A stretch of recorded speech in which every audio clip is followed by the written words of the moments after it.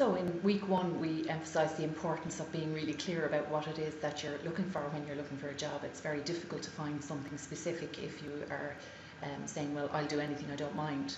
So the analogy that we like to use is the idea of house hunting. If you were house hunting, you don't say, oh, I live anywhere, I live in any kind of house, it doesn't really matter to me. Well, you might, but you're more likely to find what you want if you're very clear and specific about the type of house and the location and all that kind of thing, and what your actual requirements are.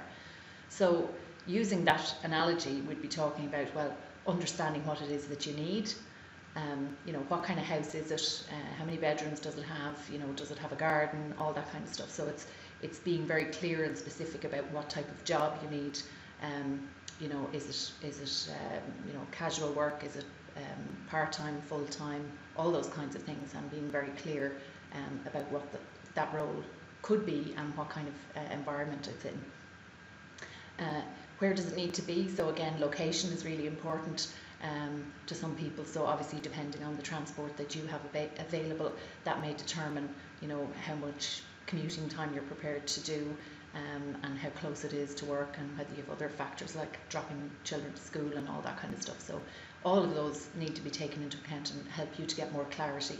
And obviously, there may be some things that are absolute deal breakers in terms of your requirements, and then there might be other things that you say, well, look, I can compromise on some of these things that may be less important. Understanding if it's structurally sound. Obviously, nobody wants to buy a house that's about to fall down. So I suppose the same thing in the business context is understanding, is the business structurally sound? Does the structure of the organisation lend itself to the kind of organisation that you'd like to work in? And understanding, the financials and the future prospects of the organisation, so that hopefully you're getting involved with something that has a good future ahead of it. Can you afford it? Obviously, the financials come into it in terms of both the salary and other kind of benefits associated with the position, but also things like how much is it going to cost you to get there?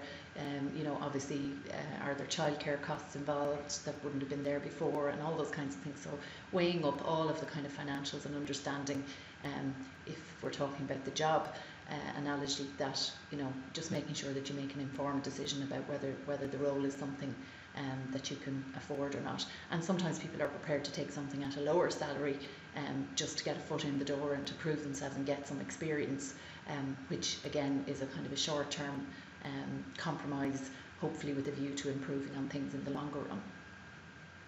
And will it meet your long-term goals? So again, in terms of whether the particular role you're talking about fits in with what your long-term goals are. So perhaps if you want to ultimately have your own business, you might need to think about whether this is something that's going to allow you perhaps to do some business degree or something like that by night. So they're the kinds of things that you want to maybe think about. But again, sometimes people are happy to make some short-term compromises on the basis that it may lead them into other things that are more likely to meet their long-term goals.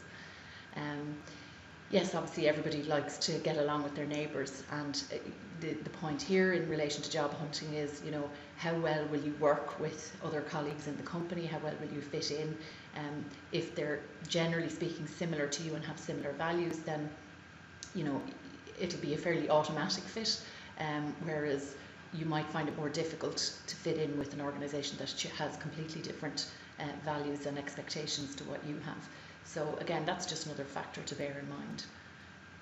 So the other factors, and we've touched on these before, to think about, just summing up, are thinking about the sector that you want to work in. Perhaps it's an area of particular interest for you, or maybe high growth such as IT or pharmaceuticals, or maybe you just want to try something new. The size of the organisation obviously can be important. So some people like to work in large organisations, some people prefer to work in smaller ones. Thinking about the stage at which the organisation is at. So again, it may be a recent startup, or it could be a business that's in operation for quite some time. So again, some people prefer something that's very kind of dynamic and evolving, and other people prefer something to be very predictable and well established.